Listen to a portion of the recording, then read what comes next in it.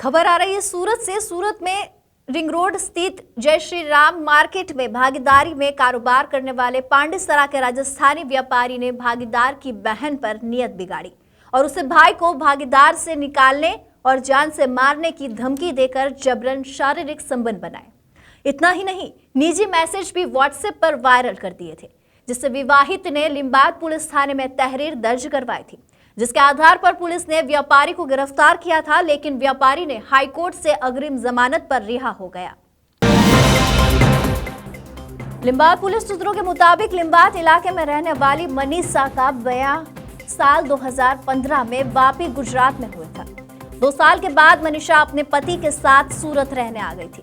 इस बीच मनीषा का छोटा भाई उनके साथ रहने लगा।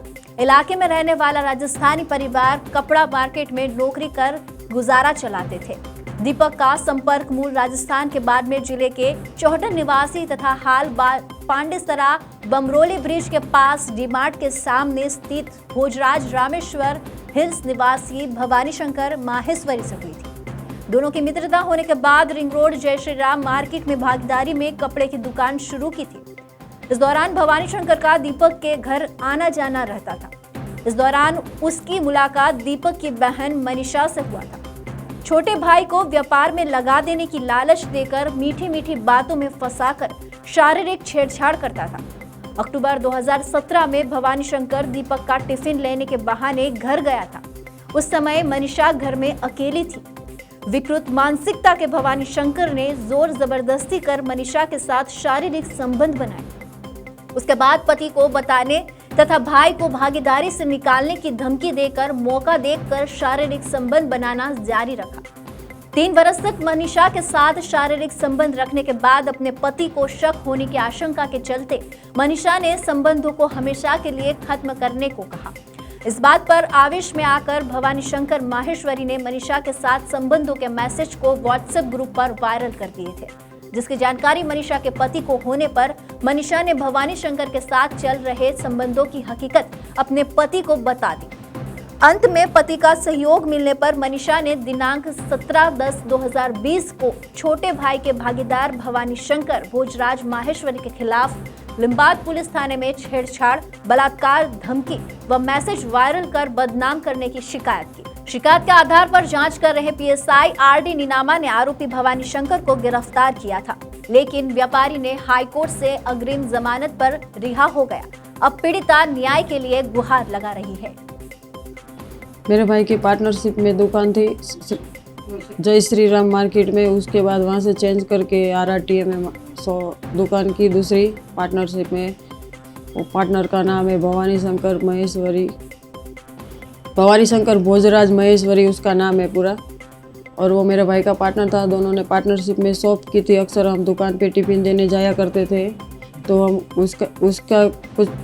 उसको देख के हमको कुछ अच्छा नहीं लगता था। वो किस टाइप से सामने देखना, ये सब हमको कुछ समझ में नहीं आ रहा था। हमने घर पे आके 1-2 बार हमारी मम्मी से बोला, तो मम्मी ने बोला कि कोई बात नहीं, छोटा भाई अभी काम कर रहा है, सीख जाएगा तो बाद में उसको अलग कर देंगे, उसके साथ हमारा कोई मतलब नहीं है, उस पर ध्यान नहीं देने का अपने काम से काम मतलब रखो, उससे हमको कोई मतलब नहीं है। अभी भाई काम कर रहा है, उस पर उसको ध्यान देने दो, ये सब फालतू बातों से उसको दूर रखो। तो हमने कोई उस चीज़ पे ज़्यादा गौर नहीं किया। फिर हम टिफ़िन देने जाया करते थे और कभी कभार वो भी हमारे घर पे आया करता था टिफ़िन लेने के बहाने से, टिफ़िन लेके जाता था। उसका देखने का तरीका अच्छा नहीं था, तो भी हमने हमारे भाई को बोला, तो उसने बोला कि इन सब चीज़ों से दूर रहो, कि मैं मेरा काम कर रहा हूँ, तुम लोगों को इसमें बीच में पढ़ने की कोई ज़रूरत नहीं है। तो फिर हमने चुप हो गए, हमने किसी को कुछ नहीं बताया। उसके बाद 1-2 बार वो हमारे घर पे आया, फिर उसने डायरेक्टली ये सब बोला कि मुझे आपसे कुछ बात करनी है, आपका काम है नहीं है वो। तो वो बैठा, फिर उन्होंने बोला कि बैठो 10 मिनट, आपका मुझे काम है। तो मैंने बोला ठीक है बोलो। मेरे हस्बैंड नहीं है घर पे और मैं शादीशुदा हूँ, और आप जो काम से आए वो काम टिफ़िन लेने आते हो तो टिफ़िन लेके जाया करो ऐसे, ठीक है। तो उसने बोला कि आप मुझे अच्छे लगते हो ना, मुझे आपसे फ्रेंडशिप करनी है, ये सब बातें उसने बोली। मैंने बोला मैं शादीशुदा औरत हूँ, मेरी शादी को 2 साल हो गए, मेरे हस्बैंड को मालूम पड़ेगा तो ये सब अच्छा नहीं है, ऐसा हमारे समाज में ये सब नहीं चलता है। ऐसे कल उठ के मेरे ससुराल वालों या किसी को पता चला तो मेरा घर टूट जाएगा। ऐसे मेरे हस्बैंड, हम सीधे साधे लोग हैं और हम काम के लिए यहाँ पे आए अपना घर वहाँ से छोड़ के।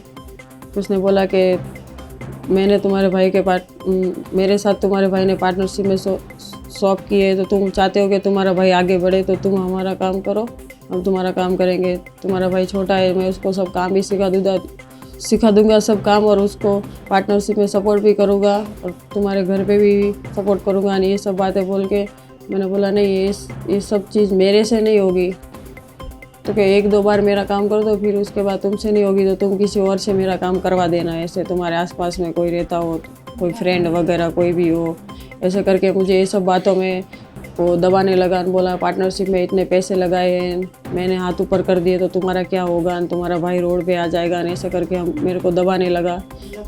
और ये सब बातें बोल बोल के मुझे थोड़ा ऐसे दिमाग पे जोर डाला ज़्यादा, ऐसे मुझे ये सब किया, तो फिर मुझे उसके साथ ये सब चीज़ें करनी पड़ी। उसके बाद भी लास्ट में भी उसने यही बोला कि तुमसे कुछ नहीं हुआ, तुम वो सब करके मैंने उसको मना कर दिया कि अब ये सब चीज़ें नहीं होगी, तो कि तुमसे कुछ नहीं होगा, तुम अपने अड़ोसी पड़ोसी में मेरा कोई तुम्हारी फ्रेंड हो, भाभी हो, किसी के साथ मेरा सेटिंग करवा दो, तुम तुम्हारे रास्ते में मेरे रास्ते। मैंने बोला मेरे हस्बैंड को मालूम पड़ गया और अब तुम इधर मेरे घर कभी आना मत ऐसे। फिर वो लास्ट एंड टाइम आया तो किसी अपने दोस्त को साथ में लेके आया और खुद बाहर से दरवाज़ा बंद करके चला गया, और उसने मेरे साथ जो ज़बरदस्ती की। मैंने उसको फ़ोन करके बुलाया और फिर बोला तो कि ये तो फ्रेंडली है, सब चलता रहता है ऐसे।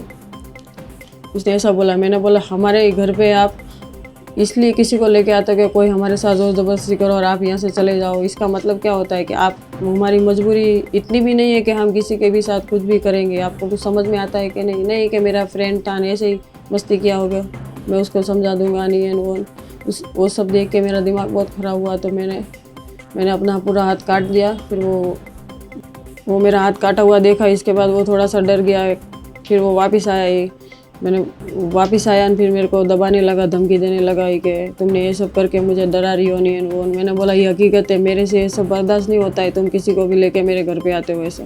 तो क्या ठीक है कोई बात नहीं, आगे से ध्यान रखूँगा नहीं। ये सब करके फिर बोलने लगा तुमने मेरा काम नहीं किया तो मैं तुम्हारे भाई को मरवा दूंगा, पार्टनरशिप में से निकाल दूंगा, तुम लोग रोड पे आ जाओगे, तुम्हारे पति को सब बता दूंगा, तुम्हारे ससुराल में सब पता चल गया, तुम्हारे ससुराल में सब पता चल गया, तुम्हारी ज़िंदगी बर्बाद हो जाएगी, इन सबको रोड पे ला दूंगा, तुम्हारी हालत ख़राब करवा दूंगा। ब्लैकमेल कर रहा था कितने दिनों से, मेरे को दबा दबा के ये सब बातें मेरा इस्तेमाल कर रहा था। फिर मुझे बहुत अपने घर में घुटन होने लगी, ऐसे जैसे घर में रहने का मन भी नहीं होता था, रो रो के मैं निकालती थी।